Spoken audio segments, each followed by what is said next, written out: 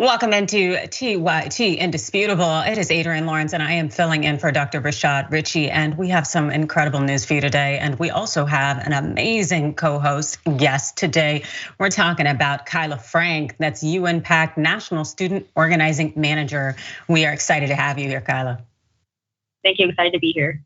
Yeah, so first let's turn to some news that is less exciting, although somewhat expected based on what we've seen so far.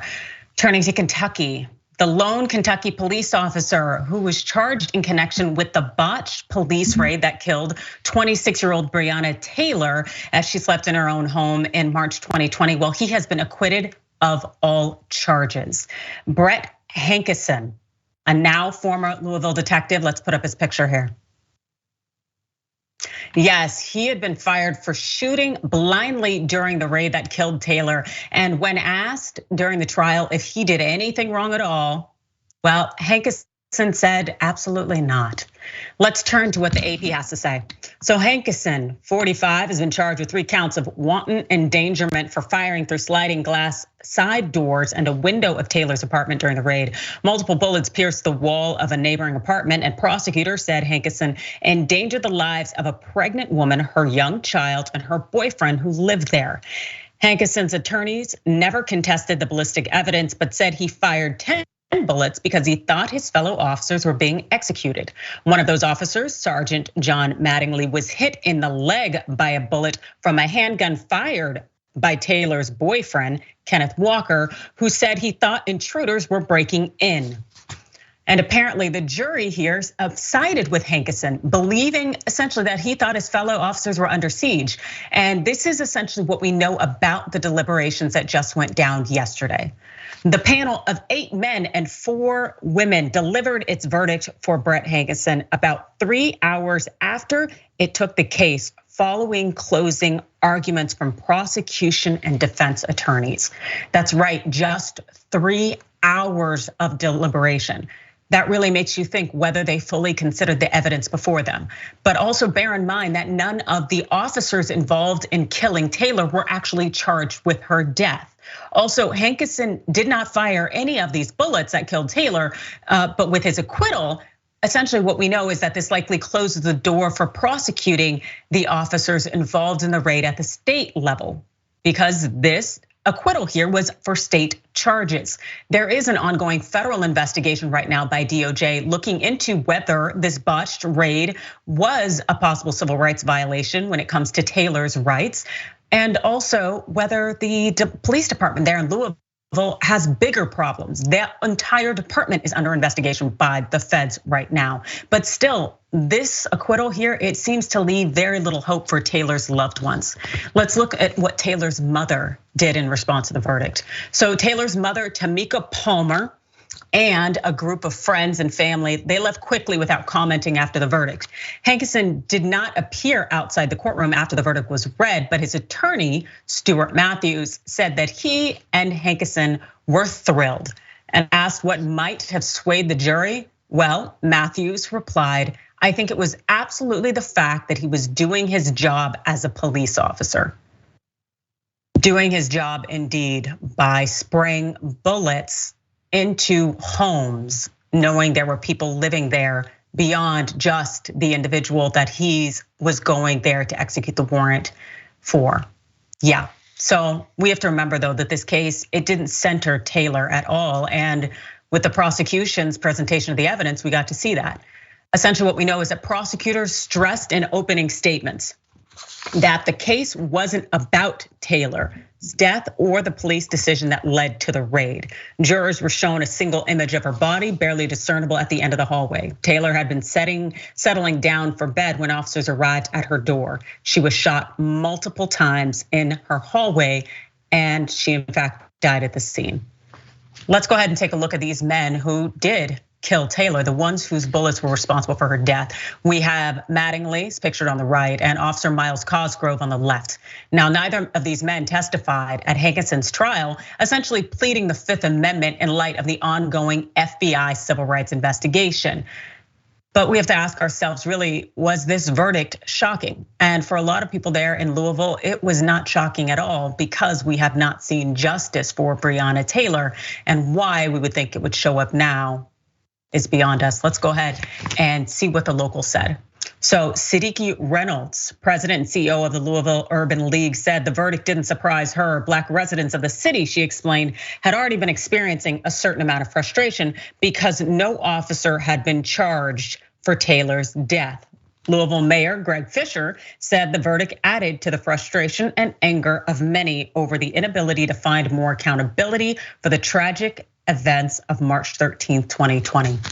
Indeed, it seems that there is no accountability, especially when it comes to these officers. Kyla. My heart and condolences go out to Breonna Taylor's family and the state-sanctioned suffering they had to endure. And like you said before, there are no systems in place to hold people like these cops accountable. They continue to turn a blind eye to the misconduct and criminal behavior in these institutions and therefore endorse this violence. Like you said before, he said, I think it was absolutely the fact that he was doing his job as a police officer, killing people, shooting into their houses. This isn't a system that can be reformed. And why? Because even with the ban for no-knock warrants that was signed by Kentucky Governor Beshear, there still permits no-knock warrants in the case of whether the person is going to be convicted for a violent offense, or if the cops think their lives are in danger. And we know that cops lie and abuse their power all the time. And so this isn't a reform, it's a timer until we have another unfortunate and devastating case like Breonna Taylor's. And unfortunately, the citizens of that city will not be surprised when it happens. Yes, and I think that a lot of us out there, we continue to see instances where justice is essentially evaded. And the thing that really resonates with me is the fact that we have Black women being murdered by police. We have Black women who suddenly are up and dying, like Sandra Bland. And there is not that full investigation and that prosecution for these lives. And we are seeing somewhat of a change, which is good when it comes to Black men who die at the hands of law enforcement. But at the same time, what about Black women? The fact is that Black women continue to be the most disrespected members of society, and the thought that our lives aren't worth essentially warranting getting justice for the taking of our lives, it continues to be echoed every day when we don't have justice for Breonna Taylor, when we don't have justice or any kind of semblance of justice for Sandra Bland, when there is no change whatsoever. And we see this play out in verdicts like this when it wasn't even directly about Breonna Taylor's life, but even this negligent behavior by this officer, it can't even be remedied with a verdict that warrants essentially punishment for this behavior. Any closing words, Kyla? It's just, again, like you said before, really hard to be a Black woman in America, knowing that there are no systems to protect us, to protect the ones that we've lost, and to protect all the women who will come after us. And I really hope that this country really takes a long, hard look at this case and does something different.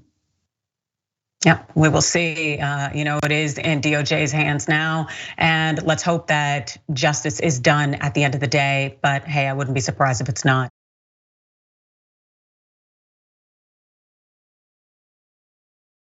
And also when it comes to justice, we can go ahead and look at another situation with a dangerous cop. You remember that former Colorado officer essentially shown on body cam footage violently arresting and injuring that 73-year-old woman with dementia, and then essentially later joking about it.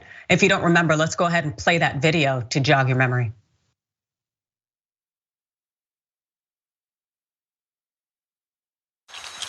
Ma'am, police, stop. You want to stop with lights on, siren? Stop. You just left Walmart. Do you need to be arrested right now? No. Okay. Let's stop. Come on. I'm going home.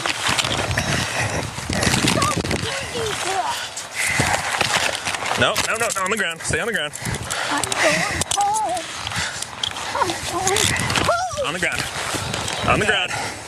I'm going home. Stop. I'm going home. I'm going Quit. home.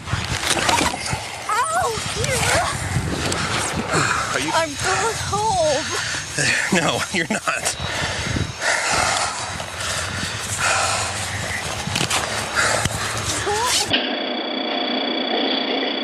How do you think that went? What? That went great. You do? Did you know? Did you hear it all? When I had everything's car when you first got there, and I was like, I'm gonna play. I was pushing her. I was like, oh no. That's the first time I got music. Very excited. I was like, I was super excited. I was like, I'm fine. I can handle it. I mean, dogs. I was like, all right, let's wrestle, girl. Let's wrestle. Right on the ground, all that stuff. Got her cuffed up. Ready? Good. Stand up, they're not gonna hold you. Oh, are you talking?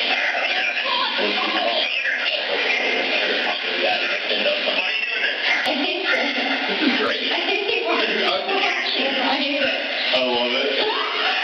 I hate it.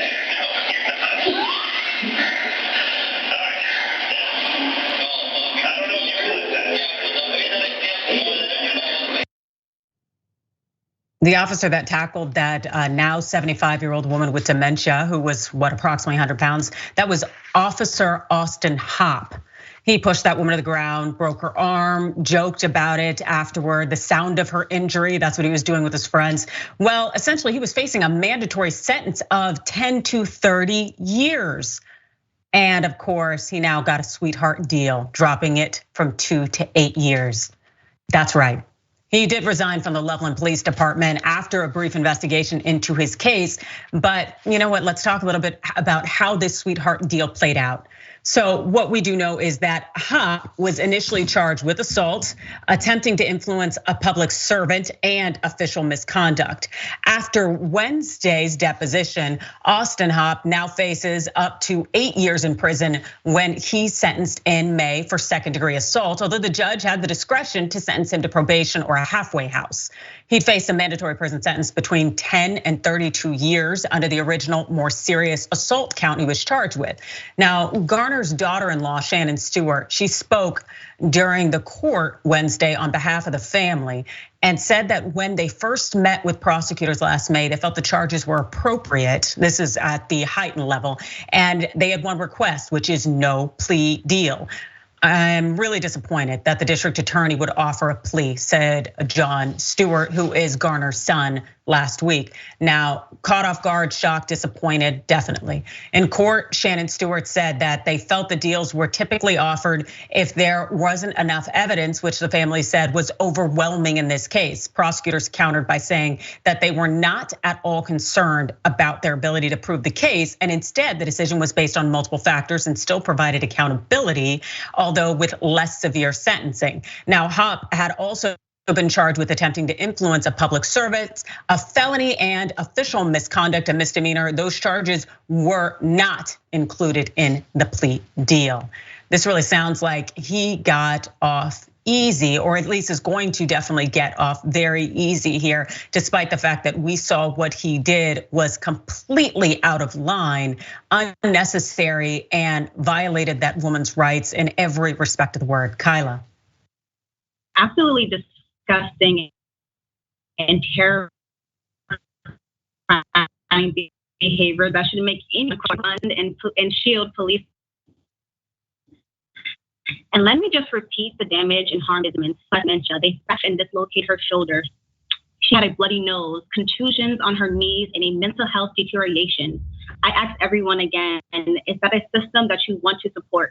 And it also just shows what kind of crime that this country takes seriously. When we see crime punished in this country, they always want to give them maximum sentences to show an example. But they don't do that with their police officers who time and time again do criminal activity that harm and even kill people in this country. It's a shame, and I'm very disappointed at the judge and the DA for the decisions that they made.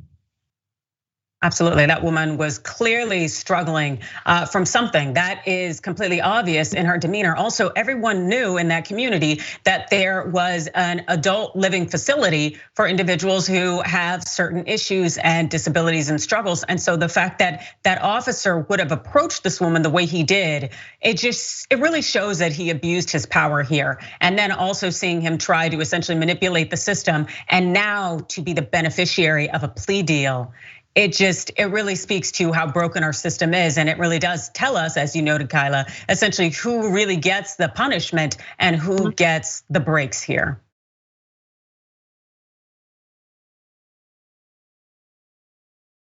When we're also looking at things when it comes to punishment and breaks, it's definitely at a lighter level, but I think that there are some young minds out there who will be feeling it. So over in Berkeley, a number of young accomplished individuals, well, they're gonna be extremely disappointed this spring because essentially UC Berkeley is going to have to withdraw a number of students, gonna have to remove their acceptances, all because of a number of wealthy Karens who filed a lawsuit. And as a result, UC Berkeley ended up losing its appeal before the California Supreme Court. Let's go ahead and dive into that case. So the decision is the result of a protracted legal battle between residents of Berkeley and the university that has played out over the last few years. And a move that the Atlantic has deemed the apotheosis of NIMBYism, which is not in my backyard. A neighborhood group called Save Berkeley's Neighborhood filed a lawsuit challenging the university's plan to build new housing and academic space for Berkeley faculty and graduate students. An argument, Save Berkeley's neighborhoods invoke the California Environmental Quality Act. That's a law often used by homeowners to block new housing and homeless shelters, and ironically, STEM developments that would help the state reduce its carbon footprint. Now, it's essentially reported that the Berkeley homeowner who really got this thing started in terms of the lawsuit actually spends half of his time living in New Zealand and not in the Berkeley area. And of course, he ends up using this California environmental law that was passed by Ronald Reagan, despite the fact that it's clear that there's no real environmental issue here that is within the framework of the law. So essentially found that loophole. But it was essentially stated initially that Berkeley would have to bounce some 5,000 students from enrollment potentially. But fortunately now Berkeley has found other ways to make it work. So essentially what we know is that to soften the blow of the enrollment freeze, UC Berkeley said at least 1,500 undergrads will be offered one of two options. One group will be asked to study as online students in the fall and will then be allowed to attend in person in January 2023. And a second group will be offered deferred enrollment to begin attending in person in January 2023. And Save Berkeley's Neighborhood, well, they said on Thursday that while it was pleased that the state Supreme Court had maintained enforcement of the enrollment freeze, we'd like to assure deserving California high school students that we are as disappointed as they are that UC has tried to use them as pawns in UC's attempt to avoid mitigating the impacts from the massive enrollment increases over the past few years. Indeed, that this is an issue that was essentially sparked in part, also Berkeley is somewhat to blame. And so let's talk about what that looks like. So Phil Bokovoy, that's the group's president, they said that since 2005, UC Berkeley's admitted 14,000 students, but provided only 1,600 beds. So essentially, he said this has prompted students to seek housing in Berkeley's neighborhoods where they've been moved into apartments that were once rent controlled, displacing low income and middle income residents. He said the housing shortage has created a massive amount of homelessness in Berkeley. And the resident group said that it was trying to avoid a housing crisis like the one at UC Santa Barbara, where students have had to sleep in cars and hotels. And the thing that this really kind of hits me, the fact is that you know who is really affected the most by this, who can't just go up and afford housing in the very wealthy and expensive areas in Berkeley? Generally, they are marginalized students and students who are brown and black from different backgrounds. And so as a result, it was these individuals who found themselves living in various places in the Berkeley area as a result of this housing shortage. But again, now Berkeley is going to make some kind of accommodation as opposed to simply kicking those students out of school. Kyla. I also want to give a nuanced response to this because I haven't seen much coverage on how students have been feeling about this decision, and I want to give a voice to that. One of my friends and colleagues, Ethan Weberstein, who's a student at UC Davis and a member of the student government, have spoke at length about this. First and foremost, students are, of course, frustrated at these NIMBYs who are taking advantage of well-meaning environmental laws to push their own agendas. It is fueled by greed and entitlement.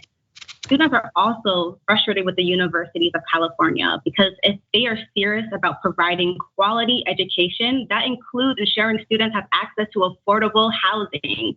This has been an issue for decades, and if they haven't addressed this, and if they had addressed this before, we wouldn't see a ruling like this today of these NIMBYs taking advantage of these laws, impacting, of course, like you said before, students of color, Black and brown students. And so this ruling has a potential to impact thousands of students in California and across the country. And I hope this is a wake-up call for all college administrators everywhere that affordable housing is a necessary component in education. Absolutely. Thank you so much for bringing that voice, because we do need to hear it. And as someone who was a member of the UC CSU system here in California, I can tell you it's essentially one of these West Coast Ivies. It's a way that you can afford going to school in this California state school system.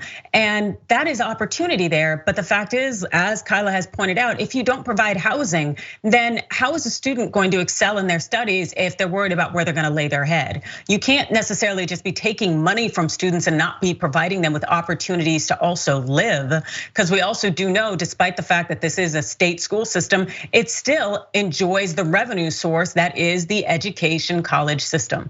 So we definitely need these administrators to step up. And also, as Kyla mentioned, we have to hold accountable these NIMBYs and individuals who essentially are just trying to keep Black and brown people out of their neighborhoods and are willing to use any kind of state law or resources available to make that happen. We'll be back very soon.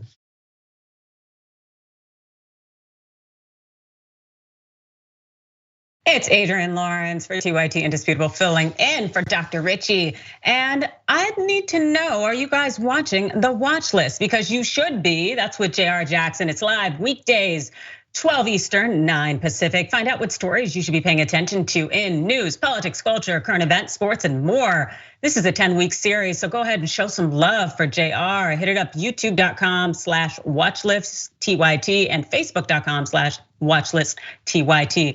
Also, Aspiration has a first ever credit card that gives users the ability to eliminate their carbon footprint. Each time the card swipe, Aspiration's goals, reforestation partners with well-planted tree. That's a good thing, I can dig it. Go to tyt.com/0.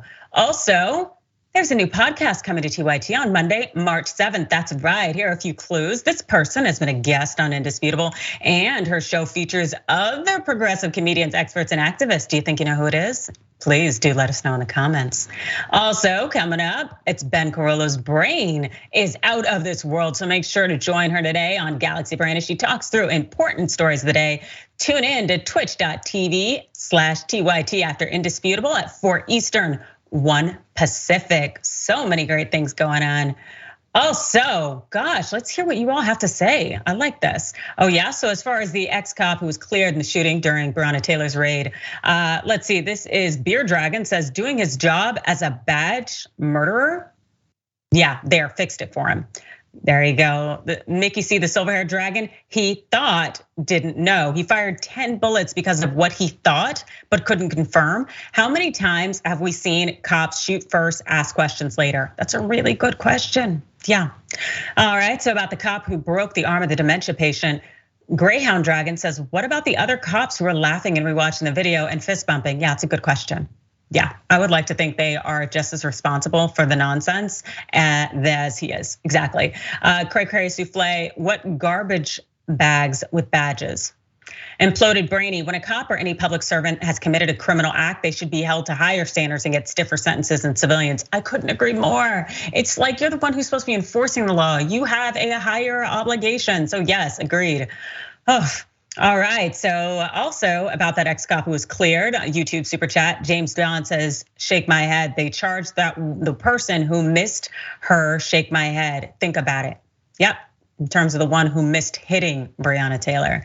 Yeah, and Sweet Peas, thanks for the $10 contribution. The only thing police seem to be good at is getting it wrong. So if that's the job description, he was only just doing his job. Yeah. And the cop who broke the arm on YouTube Super Chat, Tracy Ravenhawk, said, broke her arm?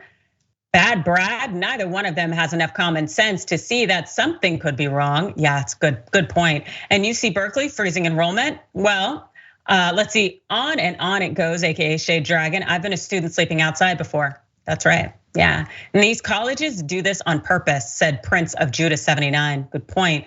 Mitchell Evans, this is nuts. Don't enroll students unless you have housing to provide. Yeah, but they'll take our money. And also, so do Karens. Let's go ahead and go to our Karen. You want to call the police on them for having a barbecue on a Sunday? You're still free. Back off! I'm going to tell them there's an African-American man threatening my life.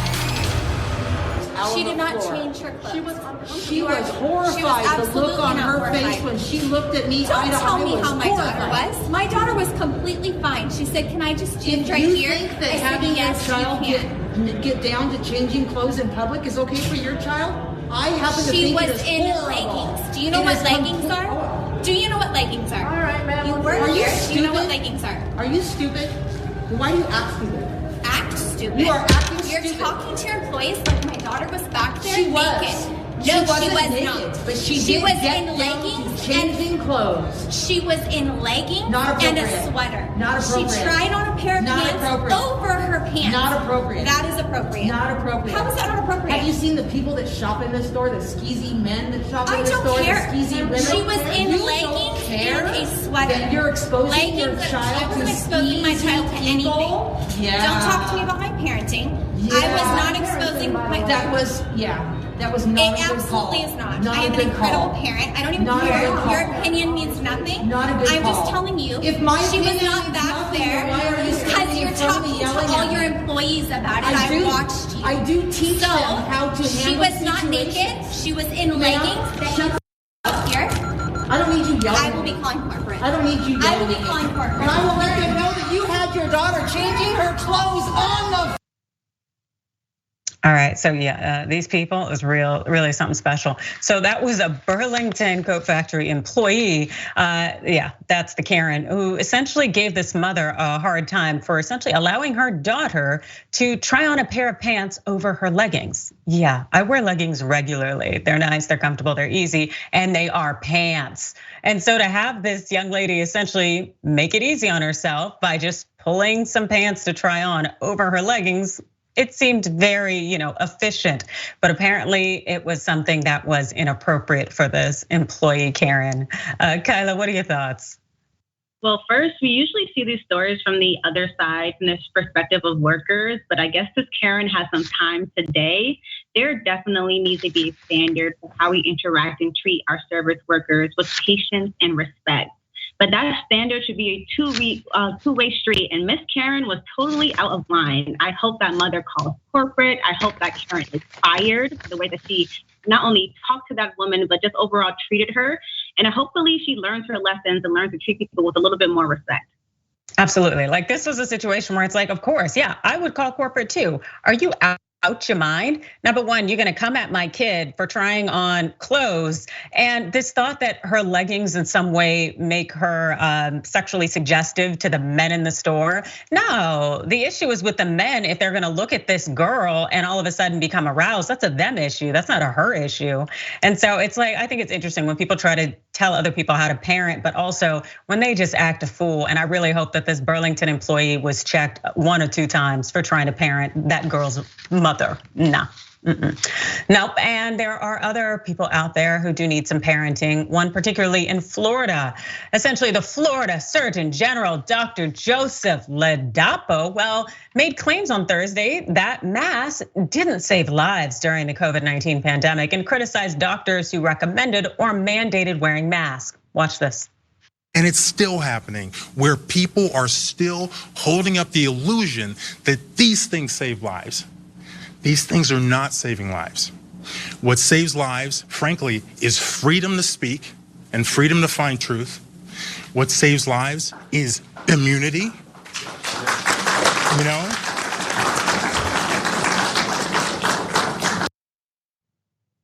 Yeah, immunity. That's cute. Anyway, so essentially following that statement, Ladapo went on to criticize the US Centers for Disease Control and Prevention for using what he called lower quality studies for its data. He then inferred doctors and other researchers who found the usefulness of masks must have been taken over by zombies or something. Ladapo didn't endorse or mention vaccines when he then spoke of what saves lives during the pandemic. Interestingly enough, as we're seeing Ladapo attack masks just after Ron Desantis, the governor there in Florida, told those young people during that press conference to essentially take off their masks. So we can assume this is a nice little PR angle. But in terms of the reliable research, so Ladapo claims that studies have found no benefit to masks, that they've been essentially proven wrong in repeated studies, including ones by the CDC, proceedings of the National Academy of Sciences of the United States, Stanford University, Yale, University of Cincinnati, British Medical Journey, University of Central Florida, so on and so forth. Apparently, they're the ones who got it wrong, and Ladapo knows it all. Well, members of the Committee to Protect Healthcare took aim at what they called disinformation from the Florida Surgeon General. Governor Ron DeSantis and his administration continue to wage an unnecessary war on information that can save lives. And every Floridian should be deeply concerned about the governor's refusal to protect health by applying evidence-based medicine. The goal of every physician should be to protect the lay public from life-threatening coronavirus infection by providing them with accurate, reliable information and encouraging everyone to do the same. All physicians should obey the Hippocratic oath to do no harm, said by Dr. Frederick Southwick, a Gainesville infectious disease specialist. Now, Ladapo has also previously refused to wear a mask in October while meeting with a Florida Democratic lawmaker who had been diagnosed with breast cancer, essentially saying that he didn't consider speaking with a mask on to be quote unquote productive. Kyla, what do you think is most productive? Honestly, it's baffling to me that I have to speak about stupid people because we have over 100,000 cases per day in the United States. On daily, Florida, 176 Floridans are dying from COVID each and every day. And they have the nerve to say that masks don't work or they're not effective. And honestly, I'm not surprised that this gentleman is coming out saying these type of things when Florida's own governor is chastising and intimidating children for wearing their masks, protecting themselves and their families. Highly disappointing to see that after 2 years of being in this pandemic, that we still have elected leaders acting this way. Yes, it's because of people like Ladapo and Governor Ron DeSantis, for the reason that our nation is so fractured. The fact is we have these disinformation, misinformation campaigns going on, and we've seen so many people die unnecessarily and needlessly. And to say that masks play no role, get out of here. I can anecdotally speak from my own experience that I haven't even gotten the common cold during this entire pandemic, in part, not only just because I keep my distance from most people now, but also I wear a mask when I engage and encounter people. It's like you can't tell me just by virtue of the fact that people aren't as out here slobbering their nastiness because it's blocked by a mask that it's not in any way beneficial for our society amidst a pandemic. But I guess when it comes to Florida, it's a whole different set of rules for their leadership there. And as a result, we should all be the ones following it. Any final words, Kyla?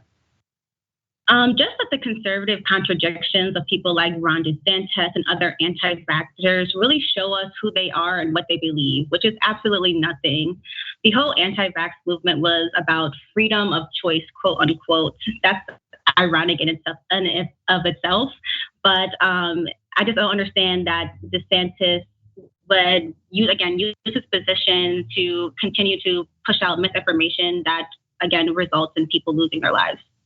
Yep, very well said. All right, let's go ahead and go to break, stick and stay.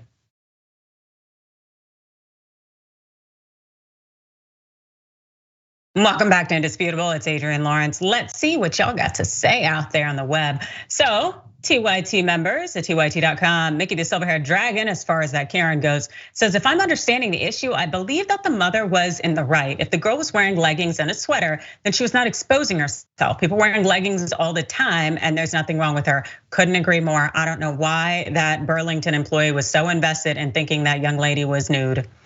Also, the YouTube super chat says, what in the mayonnaise is going on? Yeah, that was a good question. Karen on Karen violence by May Money into building and EGGG. Our customers are gross and creepy. Yeah, that's actually a really good observation for that Burlington employee, essentially saying that there were skeezy men around there. Also, the Unicorn Dragon on Twitch says, mind your business? Yeah, for real. Also, Granny Dragon 1, not any difference than trying on shoes with socks on. Good point. That would seem to be it. As far as the Florida Surgeon General on Twitch, Robo Blake says, why do you think they wear masks in surgery rooms? You know what? I know this person is supposed to be an MD, but I think they may have missed a few days in med school. Also, on YouTube super chat, Sandy L says, don't even call him a doctor. He needs his license revoked. He's something. David Phil, thanks for the $9.99 contribution. Says Florida's war on science is unbelievable. It's the Wild West, and I bet their Surgeon General would call for laudanum and hacksaw if he had to do surgery. I love that. That old bringing back of laudanum. Yes, I think that could possibly be it. Oh, lots of problems out there, including one somewhere in Washington at the Supreme Court. So essentially, the court ruled on Thursday that the federal government can block former government contractors from testifying about the torture of a post 9/11 detainee. The decision likely will make it harder for victims to essentially expose secret government misconduct for the future. And this particular individual here is the one who had appealed. This is his photo. His name is Abu Zabudai. Now, he was the first prisoner held by the CIA to undergo what at the time was euphemistically called enhanced interrogation. Let's go ahead and turn to what Nina Totenberg of NPR said.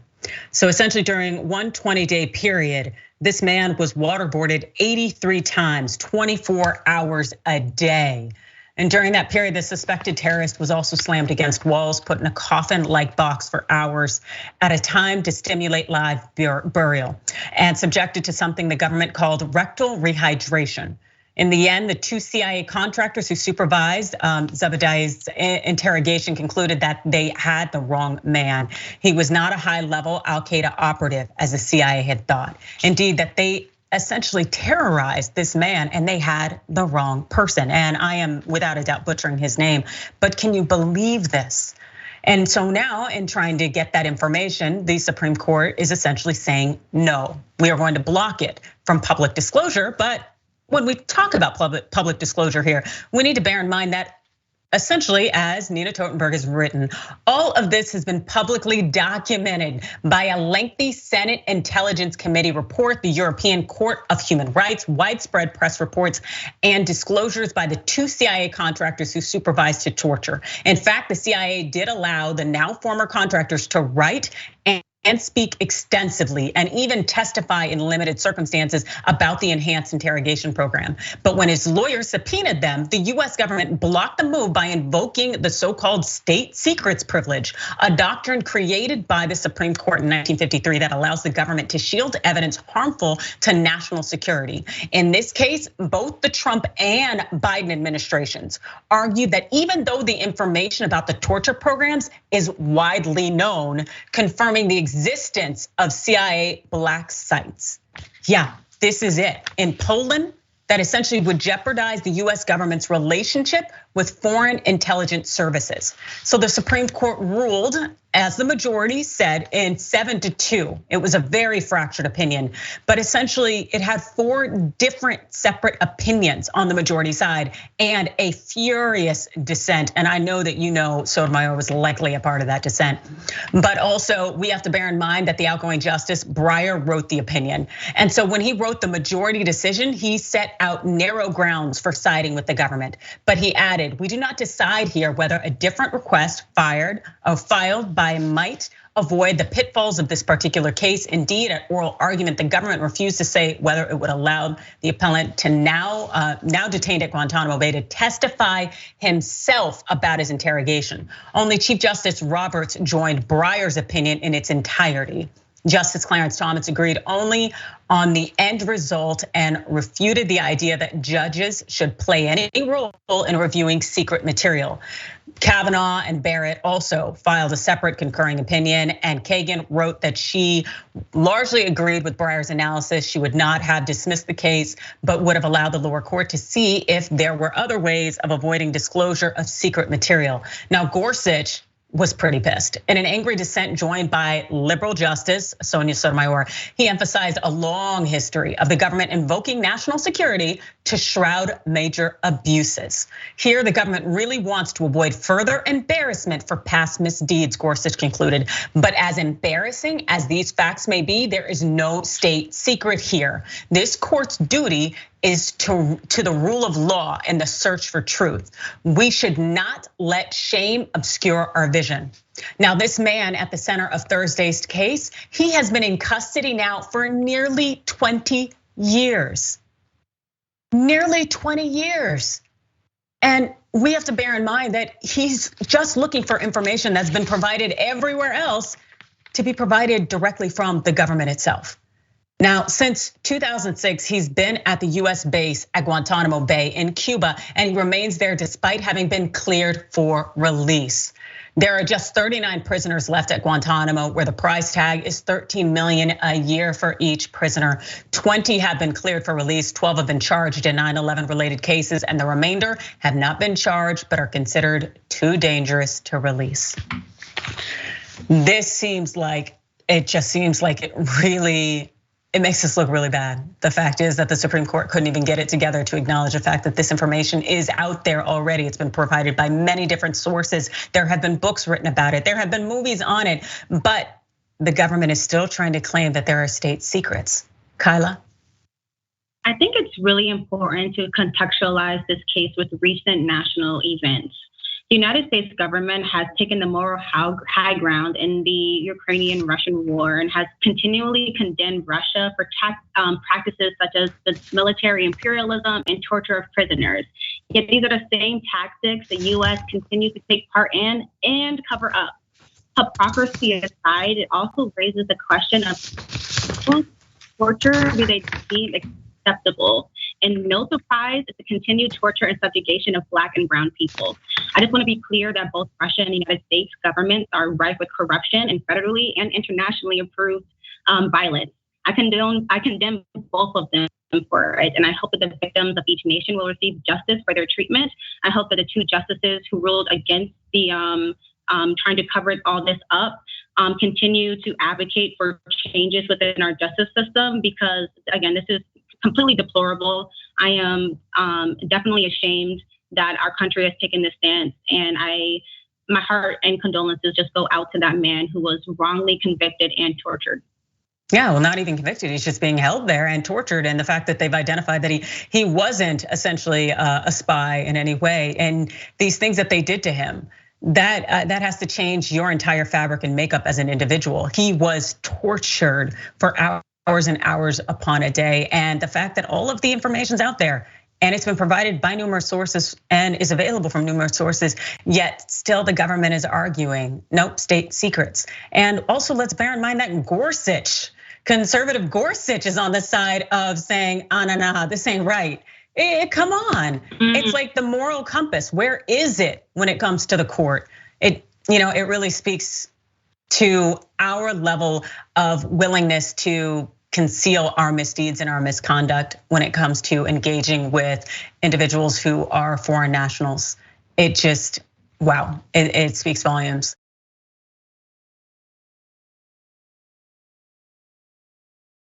Also, what speaks volumes is the whole family values narrative from the Republican Party. And we recently saw this blow up earlier this week when a Republican member of Congress decided to end his reelection bid, essentially when he was forced to admit that he had an affair right at the 11th hour of his runoff election. And it wasn't just any affair, bear in mind. This gentleman here, US Representative Van Taylor, a Republican from Plano, Texas, who also happened to be the author of Texas's bathroom bill and has known as a track record of having very, very big anti-LGBTQIA+ stance. Well, he made the stunning announcement on Wednesday, hours after he finished his 5-way primary with 49% of the vote, just missing the cutoff for winning the Republican primary outright. And the day before the primary, well, that conservative outlet Breitbart posted news of Taylor having a months-long affair with this Plano woman, Tanya Joya. And also, there's the thought that he paid her $5,000 to keep it quiet. Well, that ain't enough money for me to keep quiet. It wasn't for her, that's for sure. The 38-year-old said she fell in love with Taylor while working on a re-education program for former extremists, something she knew quite a bit about because Joya, well, she dreamed of being a suicide bomber. She's a former jihadist, but she also abandoned Muslim after being taken to Syria by her Texas Muslim husband, John Georgalis, who said, is said to have been killed in 2017 and allegedly was the head of an Islamic State. Indeed, this woman here, the former jihadist, well, she had that relationship with Van Taylor, who is married, a veteran, and also has 3 daughters. Well, Burma, who commented on the affair, said, how does that differ to how her first husband treated her in terms of her relationship with Taylor? They both manipulated her to get what they wanted, and that's probably being a little unkind to terrorists. He was a teenage ideologue radicalized into fighting for ISIS, whereas Van Taylor is a Harvard-educated US congressman. He is the one who should have known better. Taylor issued an apology for the affair, saying, about a year ago, I made a horrible mistake that has caused deep hurt and pain among those I love in this world. Taylor wrote in an email to supporters, I had an affair, it was wrong, and it was the greatest failure of my life, and I want to apologize for the pain I've caused with my indiscretion, most of all, my wife, Ann, and our 3 daughters. Wow, I guess Taylor had a lapse in judgment for those 9 months that he was sexing this woman. Kyla? Honestly, again, just another family value Republican showing his smile in public and his behind in private. Honestly, America First should have an asterisk next to it in the case of extramarital affairs, out-of-state abortions, and attending white supremacist events.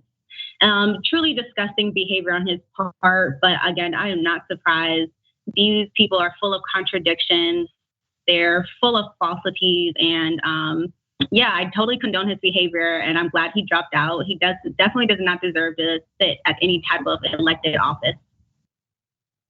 It's wild to me, number one, that he maintained this affair with this former jihadist, but also that he is, like you said, out in these streets proclaiming family values and talking about people engaging in sexual behavior that he finds to be abominable and completely and totally disgusting. He's out here regulating people, impacting trans youth and trans lives with this horrid bathroom bill. And behind closed doors, he is running amok. And the thought also of paying this woman $5,000, apparently helping her with her credit card bill.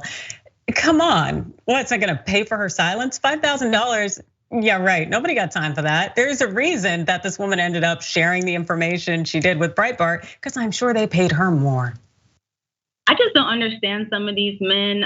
If you're gonna do some dirt, at least have the money to pay for it. Thank you. Thank you. It's like, give somebody some real cash. Because this dude, Taylor, he got what he paid for, which was like a few months of silence until a better bidder came along. It's just, and I am also shocked that he did resign without being pushed out. Because he got, as you mentioned, or as I mentioned, 49% of the vote, and he needed 50% to get that Republican nomination. So he was right there. And his district really was pushing for him. And just for this information to come out now, of course, the day before his primary, and then he steps down so quickly. Wow, it makes me think that there's probably more information out there about him, given how these Republicans are willing to stay in office despite the worst of worst charges against them, or even just pending accusations against them. Any last words, Kyla? I hope he felt that it was all worth it. I'm sure he'll find something, that's for sure. Well, good luck to him and good luck to the GOP. Those were our stories of the day. We hope you enjoyed them. We definitely enjoyed having Kyla Frank, Unpack National Student Organizing Manager. Thanks so much for joining us, Kyla. Can you tell the viewers where they can find you and find more information about you? Most definitely, and thank you so much for having me on again. You can find me on Twitter or Instagram at MISSLA_K1. That's Missla_K1. You can also follow my organization Unpack on Instagram, UN_PAC. On Twitter, it's Let's Unpack, LETSUNPAC. Thank you so much. Yes, and I'm excited to be continuing to work with you, especially as you join us now as a contributor on Rebel HQ. So you all can definitely watch for Kyla there. You can also check me out with my segment Overruled. I'm gonna bring you some amazing stories this afternoon, by the way. You just wait and see.